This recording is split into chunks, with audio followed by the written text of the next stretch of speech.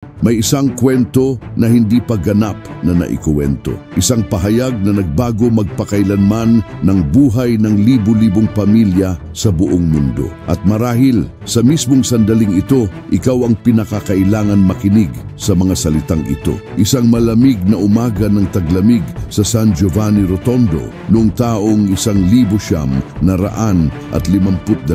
Si Padre Pio ay katatapos lang magmisa ng alas 6 ng umaga nang lumapit sa kanya ang isang babae na parang nauwiwi. Pulang-pula ang mga mata niya, nanginginig ang mga kamay. Hinawakan niya ang damit ng santo at bumulong ng isang bagay na nagpabiyak sa puso niya.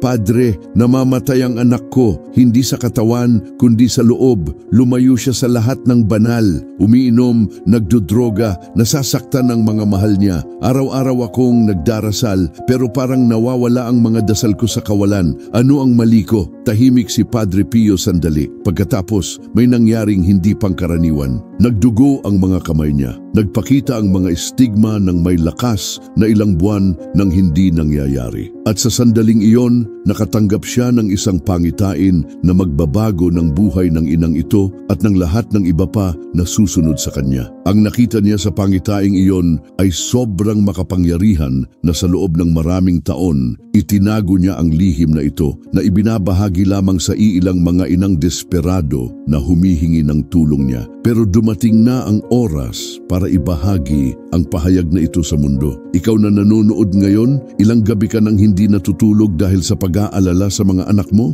Ilang beses ka nang naramdaman na hindi umaabot sa langit ang mga dasal mo? Ilang luha ka nang nalaglag habang humihingi sa Diyos na protektahan ang mga pinakamamahal mo? Ang totoo, may lihim tungkol sa dasal ng mga ina na iilan lang ang nakakaalam. Isang lihim na natuklasan mismo ni Padre Pio sa pamamagitan ng mga mistikal na pahayag at maaaring magbago ng buo ang buhay ng pamilya mo. Si Maria Benedetta ay isang simpleng magsasaka sa rehiyon ng Puglia. May 3 anak siya, si Giuseppe, 28 taong gulang, na naging lasenggo pagkatapos bumalik mula sa digmaan. Si Francesca, 25 taong gulang, na nabubuhay sa mga mapanirang relasyon. At si Antonio, ang pinakabata, 19 na taong gulang, na iniwan ng pag-aaral at nakisama sa mga mapanganib na tao. Dumating ang babaeng ito sa paanan ni Padre Pio na sobrang desperado. Ipinagbili niya ang kakaunting ipon para makabiyahe sa kumbento. Naniniwala siyang iyon na ang huli niyang paraan.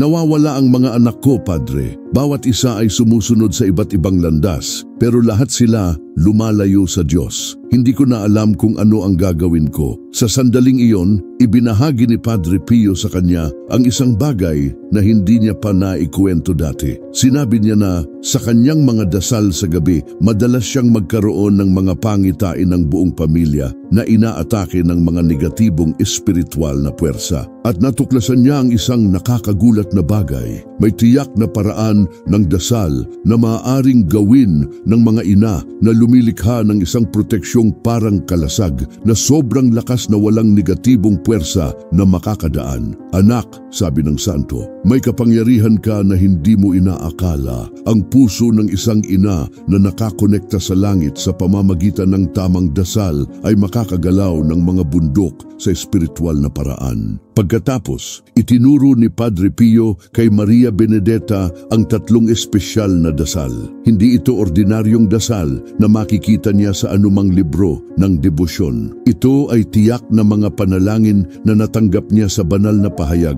Bawat isa ay may ibang layunin. Ang unang dasal ay para lumikha ng espiritual na proteksyon sa paligid ng mga anak. Ang pangalawa, para pagalingin ang mga sugat sa emosyon at trauma na dala nila. At ang pangatlo, ang pinakamakapangyarihan sa lahat, para sirain ang mga negatibong ugnayan at bisyo na nakakabilanggo sa kanila. Bumalik si Maria Benedetta sa bahay at nagsimulang gawin ang mga dasal na ito bawat gabi, eksakto tulad ng itinuro ni Padre Pio. Hindi niya sinabi sa sinuman, ang natutunan niya, nagsimula lang siyang mag-practice ng may ganap na pananampalataya. Ang nangyari sa mga sumunod na buwan ay sobrang hindi pangkaraniwan na kahit si Maria mismo ay nahirapang maniwala. Si Giuseppe, na hindi nakikipag-usap sa pamilya ng higit sa 1 taon, biglang lumitaw sa bahay niya isang umaga ng linggo. Iba na siya, mas kalmado. Humingi siya ng paumanhin sa lahat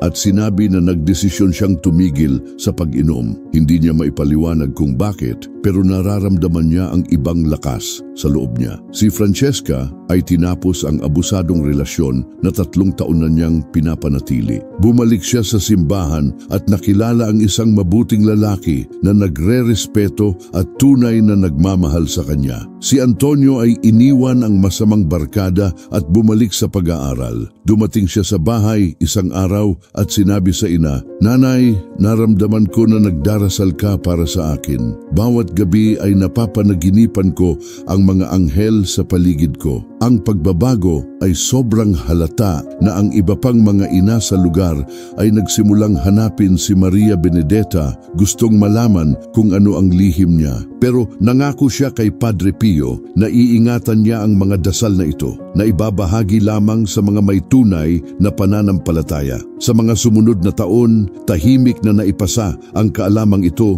mula sa isang ina patungo sa isa pa. Lagi sa lihim, laging may gabay na hindi dapat gawing ordinaryo ang banal na regalong ito. Isa sa mga inang iyon ay si Carmela Rossi na nakatira sa Napoles. Ang kanyang nag-iisang anak, si Marco, 23 taong gulang, ay naging adik sa droga at nakisama sa organisadong krimen. Madalas nang kumatok ang pulis sa pintuan niya para hanapin ang binata. Nawalan na ng ganap na pag-asa si Carmela nang ikwento sa kanya ng isang kaibigan ang mga espesyal na dasal na natutunan niya mula sa isang magsasaka sa Puglia. Sa una, nagduda si Carmela.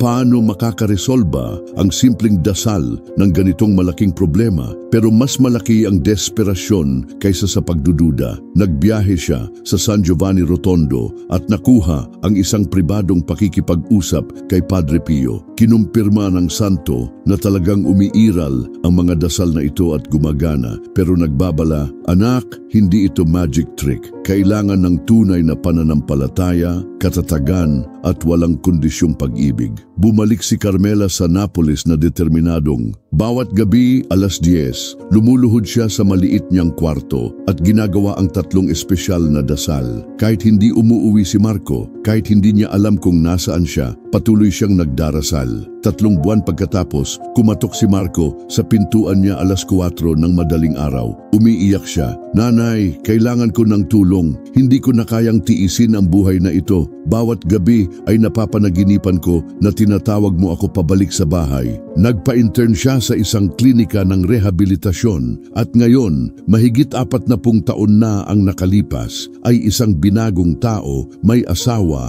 ama ng pamilya at nagtatrabaho sa pagtulong sa iba pang kabataan na makalabas sa droga. Pero baka nagtatanong ka, ano ang lihim ng mga dasal na ito? Bakit sobrang makapangyarihan ng mga ito? At bakit iilan lang ang nakakaalam ng lihim na ito? Ang sagot ay nasa isang pahayag na natanggap ni Padre Pio sa isa sa kanyang mystical na ekstasis. Nakita niya na may espesyal na espiritual na koneksyon sa pagitan ng mga ina at anak na higit pa sa maaaring isipin natin. Ang koneksyong ito ay hindi nasisira ng distansya, ng edad o kahit ng kamatayan. Kapag nagdarasal ang isang ina para sa kanyang anak nang may pusong wasak pero puno ng pananampalataya, ang kanyang mga salita ay lumilikha ng mga alon sa espiritual na daigdig na tumatawid sa mga dimensyon.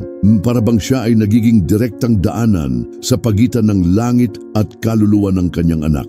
Pero hindi lahat ng dasal ay nakakaaktibo ng daanang ito. Kailangan ang tamang mga salita sa tamang pagkakasunod-sunod na may tamang intensyon. Ipinaliwanag ni Padre Pio na may 3 espiritual na antas na kailangang iaktibo sa kaluluwa ng isang nawawalang anak. Ang proteksyon, ang pagpapagaling at ang pagpapalaya. Bawat isa sa 3 espesyal na dasal na ito ay gumagana ng tiyak sa isa sa mga antas na iyon. Sa loob ng mga dekada, ang lihim na ito ay itinago lamang ng iilang pamilya. Pero dumating na ang oras para ibahagi ang pahayag na ito sa mas maraming tao dahil ang mundo ay nahaharap sa isang walang katulad na krisis sa espiritual. Kung nakarating ka rito, kung may bagay sa loob ng puso mo na tumutugon sa kwentong ito, marahil dahil ikaw din ay isa sa mga inang pinili para matanggap ang kaalamang ito. Marahil dahil kailangan ng mga anak mo ang espesyal na proteksyong ito. Gusto kong anyayahan kang mag-subscribe sa aming channel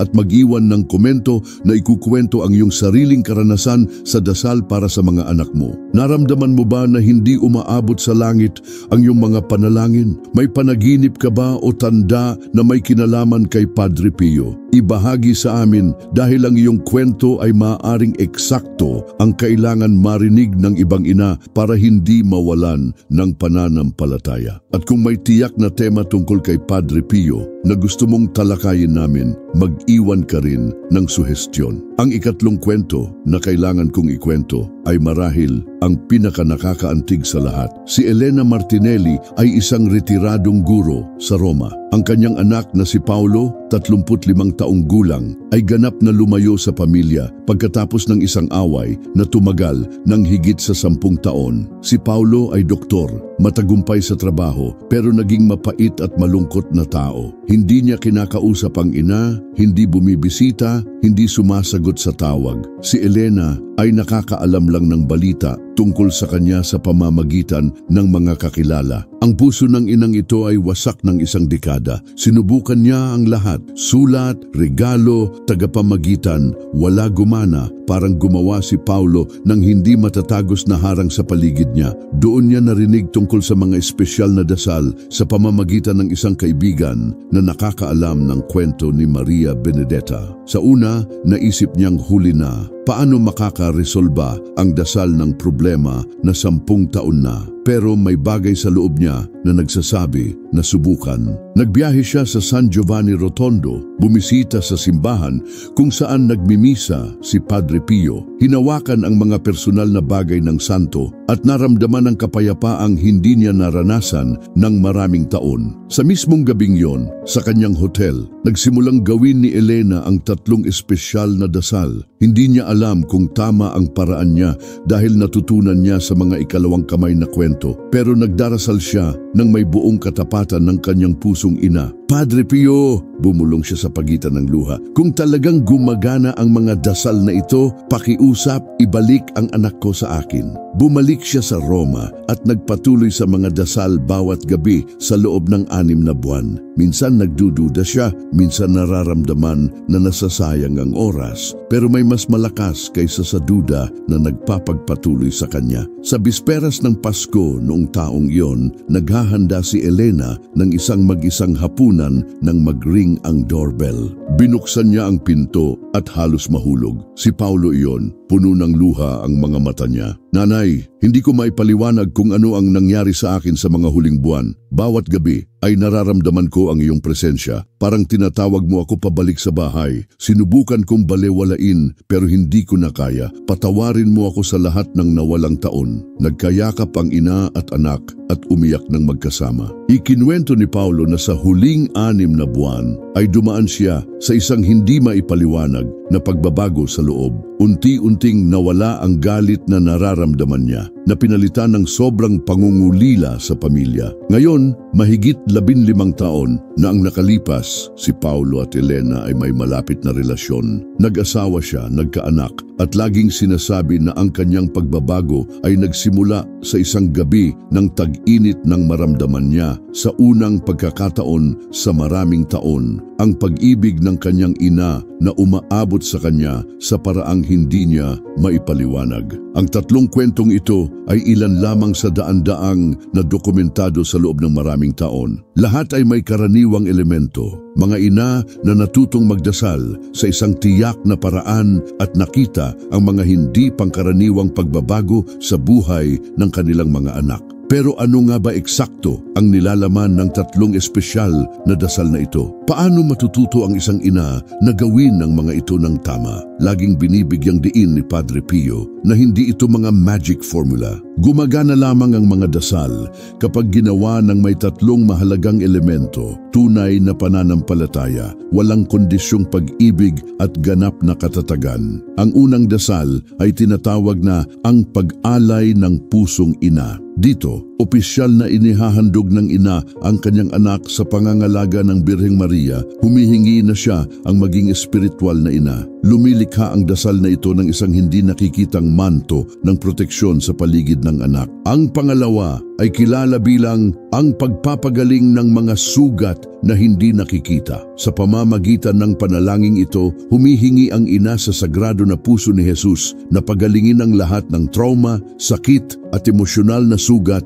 na dala ng kanyang anak kahit ang mga hindi niya alam. Ang ikatlong dasal na itinuturing na pinakamakapangyarihan ay tinatawag na ang pagpapalaya sa mga negatibong ugnayan. Dito, tinatawag ng ina ang kapangyarihan ng Espiritu Santo para sirain ang lahat ng espiritual na tanikala na nakakapigil sa kanyang anak na makamit ang kaligayahan at kapayapaan. Itinuturo ni Padre Pio na ang tatlong dasal na ito ay dapat gawin ng sunod-sunod, laging sa parehong oras. Mas mabuti sa pagitan ng alas 9 at alas 11 ng gabi kapag mas aktibo ang espiritual na daigdig. Nagbabala rin siya na ang mga resulta ay hindi laging agad lumilitaw. Ang iba ay nakakakita ng pagbabago sa ilang araw lamang. Ang iba ay kailangang magdasal ng maraming buwan. Ang mahalaga ay huwag sumuko. Ang dasal ng isang ina, sabi ng santo, ay parang binhi na itinanim sa lupa. Minsan matagal bago tumubo, pero kapag tumubo, nagbubunga ng sagana na tatagal magpakailanman. Sa huling mga taon ng buhay ni Padre Pio, ibinahagi niya ang higit pang detalye tungkol sa mga espesyal na dasal na ito sa iilang madre na nag-aalaga sa kanya. Si Irma Pia, isa sa pinakamalapit sa santo, ay nagtala sa kanyang personal na diaryo ng ilan sa mga hindi pangkaraniwang pahayag na iyon. Ayon sa kanyang mga sinulat, ipinaliwanag ni Padre Pio na bawat salita sa tatlong dasal ay may tiyak na kahulugan sa espiritual na daigdig. Hindi lamang ito mga panalangin, kundi mga espiritual na utos na nag-aaktibo ng mga espesyal na banal na batas na may kinalaman sa pag-ibig ng ina. Ibinahagi rin ng santo na may tiyak na sandali sa dasal na maaring maramdaman ng mga ina kapag naabot na ng kanilang mga salita ang langit. Ito ay parang isang malalim na kapayapaan na sumasakop sa puso, na sinasamahan ng hindi maipaliwanag na katiyakan na narinig ang dasal. Nagdokumento si Irma Pia ng kaso ng isang ina na si Rosaria, na ganap na nawalan ng kontak sa kanyang anak na babae pagkatapos ng malaking away sa pamilya. Ang anak ay lumipat sa ibang bansa at pinutol ang lahat ng ugnayan sa pamilya. Natutunan ni Rosaria ang tatlong espesyal na dasal at ginawa ang mga ito ng relihiyoso sa loob ng 2 taon. Sa buong panahong iyon, wala siyang balita sa anak. Minsan nagtataka siya kung talagang gumagana ang mga dasal. Isang gabi, habang ginagawa ang kanyang karaniwang dasal, naramdaman ni Rosaria ang ibang bagay. Isang kapayapaang sobrang matindi ang sumakop sa kanya na nagsimulang umiyak siya sa emosyon. Sa sandaling iyon, nagkaroon siya ng ganap na katiyakan na may nagbago sa espiritual na daigdig. 3 araw pagkatapos, nakatanggap siya ng sulat. Babalik na ang kanyang anak sa bahay. Sa sulat, humihingi ito ng patawad at sinasabi na sa mga huling buwan ay naramdaman niya ang isang hindi maipaliwanag na puwersa na tinatawag siyang bumalik sa pamilya. Ipinaliwanag ni Padre Pio na nangyayari ang ganitong karanasan dahil ang pag-ibig ng ina kapag na-channel sa pamamagitan ng tamang dasal ay lumilikha ng mga espiritual na tulay na lumalampas sa oras at espasyo. Para bang ang kaluluwa ng ina ay maaaring hawakan ng direkta ang kaluluwa ng anak kahit saan man ito naroroon. Pero laging nagbabala ang santo tungkol sa kahalagahan ng paghahanda ng puso bago gawin ang mga dasal na ito. Itinuturo niya na kailangang patawarin ng ganap ang mga anak sa lahat ng sakit na dulot nila, palayain ang sarili sa anumang galit at tunay na ihandog ang resulta sa kamay ng Diyos. Isang ina na nagdarasal ng puno ng sakit. Ang puso, sabi ni Padre Pio, ay parang sinusubukang sindihan ng kandila ng basa ang kamay. Hindi makakapag-apoy ang apoy. Kaya naman, bago turuan ang 3 espesyal na dasal, laging ginagabayan niya ang mga ina na dumaan sa isang panahon ng espiritual na paghahanda. Kasama rito ang pag-aayuno, sakramental na pagkukumpisal, at lalo na isang araw-araw na ehersisyo ng pagpapatawad. Ang ehersisyo ng pagpapatawad ay simple pero makapangyarihan. Bawat umaga, dapat lumuhod ang ina sa harap ng krusipiksyon at sabihin ng malakas, "Jesus, pinapatawad ko ang aking anak sa lahat ng sakit na dulot niya sa akin at humihingi ako ng patawad sa lahat ng pagkakataon na nabigo ako bilang ina." Sabi ni Padre Pio na ang araw-araw na ehersisyong ito ay sinisira ang mga espiritual na harang na nakakapigil sa mga dasal na umabot sa langit ng may buong lakas. Isa sa huling mga pahayag na ginawa ng santo tungkol sa paksa na ito ay may kinalaman sa kapangyarihan ng pagsasama ng maraming ina na nagdarasal ng magkasama para sa parehong layunin. Ipinaliwanag niya na kapag dalawa o higit pang ina ang nagsasama para gawin ang mga espesyal na dasal, ang espiritual na kapangyarihan ay hindi lamang nadodoble kundi lumalaki ng eksponensyal. Batay sa pahayag na ito na nagsimula ang mga unang lihim na grupo ng mga ina na nagpupulong linggo-linggo para magdasal ng magkasama gamit ang 3 espesyal na dasal. Ang mga grupong ito ay kumalat ng tahimik sa buong Italia at pagkatapos sa iba pang bansa. Maraming hindi pangkaraniwang himala ang nangyari sa pamamagitan ng mga grupong ito. Mga anak na nasa droga ng maraming dekada ay ganap na napalaya. Mga nawasak na pamilya ay naibalik. Mga kabataan na nagtangkang magpakamatay ay nakahanap ng bagong dahilan para mabuhay. Si Teresa Gambino ay miyembro ng isa sa mga grupong iyon sa Palermo. Ang kanyang anak na si Roberto ay nakisama sa Sicilian Mafia at hinahanap ng pulis. Nawala na ng pag-asa si Teresa nang sumali siya sa grupo ng dasal. Sa loob ng 6 na buwan, ang 8 ina sa grupo ay nagpupulong bawat Martes para gawin ang 3 espesyal na dasal. Nagdarasal sila hindi lamang para sa sariling mga anak, kundi para sa mga anak ng isa't isa. Voluntaryong sumuko si Roberto sa pulis at nagtulungan sa investigasyon na tumulong sa pagbuwag ng isang buong sel ng krimen. Sa korte, sinabi niya sa hukom na nagkaroon siya ng malalim na espiritual na karanasan na nagpabago sa kanya na nasa maling landas. Ngayon, 20 taon na ang nakalipas, si Roberto ay nagtatrabaho sa mga programa ng pag-iwas sa krimen na tumutulong sa mga kabataan na huwag sundan ang landas na sinundan niya. Kung ikaw ay isang ina at naririnig ang kwentong ito, baka nagtatanong ka kung paano mo matututunan ang mga espesyal na dasal na ito. Sa kasamaang palad, dahil itinuturing na banal at makapangyarihan, hindi sila kailanman naisulat o na dokumento ng opisyal. Ang tradisyon ay laging ipasa ang mga ito ng pasalita mula sa puso patungo sa puso, mula sa ina patungo sa ina, at laging may gabay na dapat ingatan ng may paggalang at gamitin lamang ng mga may tunay na pananampalataya at totoong pangangailangan. Sa huling mga taon ng buhay ni Padre Pio, gumawa siya ng isang propesiya tungkol sa mga espesyal na dasal na ito. Sinabi niya na darating ang panahon na ang mundo ay lulubog ng sobra sa espiritual na kadiliman na kakailanganing ibahagi ang kaalamang ito sa mas maraming ina. Dadarating ang araw, sabi ng santo sa propesiya, na ang mga pamilya ay sobrang wasak at ang mga anak ay sobrang nawawala na kakailanganing bumuo ng isang hukbo ng mga inang nagdarasal para iligtas ang isang buong henerasyon mula sa espiritual na kapahamakan. Namatay si Padre Pio noong 1968 pero ang kanyang mga salita ay nag-echo sa loob ng mga dekada. Ang mga ina na nakakaalam ng mga dasal na ito ay nagpatuloy sa tahimik na pagpapasa ng kaalaman, laging naghihintay ng tamang oras para sa mas malawak na pahayag. Parang dumating na ang oras na iyon. Nabubuhay tayo sa panahon na hindi pa nakikita ang ganitong karaming nawasak na pamilya, maraming kabataan na nawawala sa bisyo, maraming ina na desperado nang hindi alam kung paano tulungan ang kanilang mga anak. Sa kontekstong ito na lumilitaw ang pangangailangan na ibahagi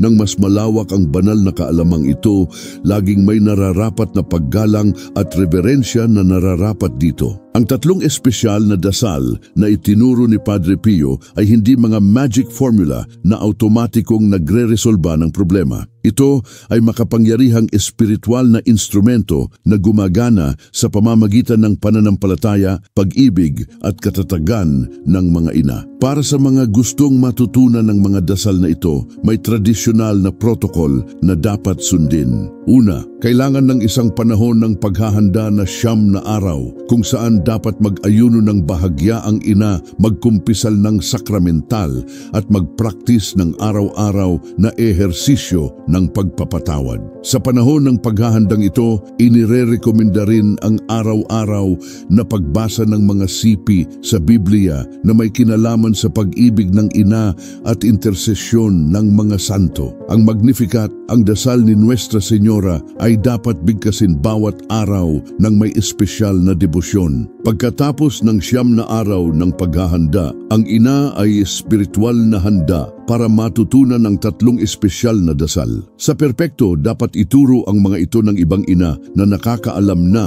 at nagpraktis ng hindi bababa sa 1 taon. Kapag hindi posible iyon, maaaring matutunan ang mga dasal sa iba pang paraan, pero laging may gabay ng isang pari na nakakaalam ng espiritualidad ni Padre Pio. Ang pinakamahalaga ay maunawaan na ang mga dasal na ito ay hindi lamang mga salitang bibigkasin. Ito ay pagpapahayag ng pinakadalawang pag-ibig na maaaring umiral, ang pag-ibig ng isang ina sa kanyang mga anak. Bawat salita ay dapat bigkasin ng may puso, bawat panalangin ay dapat lumabas sa kaluluwa, bawat kahilingan ay dapat puno ng luha ng tunay na pag-ibig.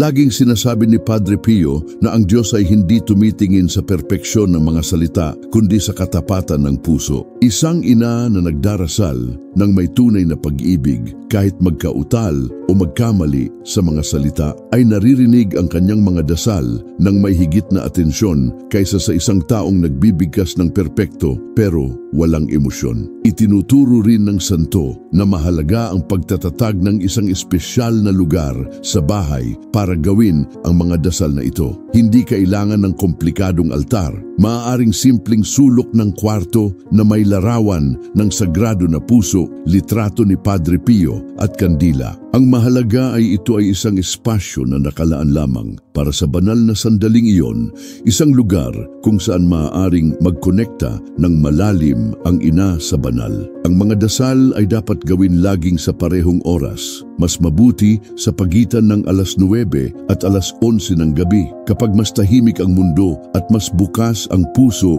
sa banal na inspirasyon. Ipinaliwanag ni Padre Pio na may espesyal na koneksyon sa pagitan ng mga dasal na ginawa sa oras na ito at ang kapayapaan na nararanasan ng mga anak sa pagtulog. Para bang ang mga panalangin ng ina ay lumilikha ng isang espasyo ng espiritual na proteksyon na sumasama sa mga anak sa buong gabi. Maraming ina ang nagulat na pagkatapos simulan ang mga espesyal na dasal sa oras na ito, ang kanilang mga anak ay nagsimulang magkaroon ng mas matiwasay na panaginip, nagigising ng mas masigla at nagpapakita ng higit na pagmamahal sa pamilya. Isang huling gabay na laging ibinibigay ni Padre Pio ay tungkol sa kahalagahan ng pagiging maingat. Ang mga dasal na ito ay hindi dapat maging dahilan ng pagmamataas o pagmamayabang. Hindi dapat ikwento ng ina sa lahat na ginagawa niya ang mga espesyal na dasal o maghintay ng pagkilala sa kanyang dedikasyon. Ang tunay na dasal, sabi ng santo, ay parang binhi na tumutubo sa katahimikan ng lupa. Kung mas nakatago, mas maraming bunga ang nagagawa. Kung nakarating ka sa wakas ng kwentong ito at nararamdaman na kailangan mo ang mga espesyal na dasal na ito para sa mga anak mo, anyayahan kitang hindi lamang mag-subscribe sa aming channel, kundi mag-iwan din ng espesyal na komento. Sumulat lamang, Padre Pio, ipanalangin mo ang aking pamilya. Ito ay hindi lamang isang parirala, kundi isang makapangyarihang tawag na nagkokonekta ng iyong puso sa puso ng dakilang santong ito. At kung nakakaalam ka ng iba pang ina na dumadaan sa hirap sa kanilang mga anak, ibahagi ang video na ito sa kanila. Minsan, isang kwento tulad nito ay eksakto ang kailangan marinig ng isang desperadong ina para mabalik ang pag-asa. Tandaan, hindi ka nag-iisa sa paglalakbay na ito. May libu-libong ina sa buong mundo na tulad mo nagdarasal bawat araw para sa kaligayahan at kaligtasan ng kanilang mga anak. At si Padre Pio mula sa langit ay patuloy na nananalangin para sa inyong lahat. Naway ang kapayapaan ng Panginoon ay laging sumainyo at sa iyong pamilya.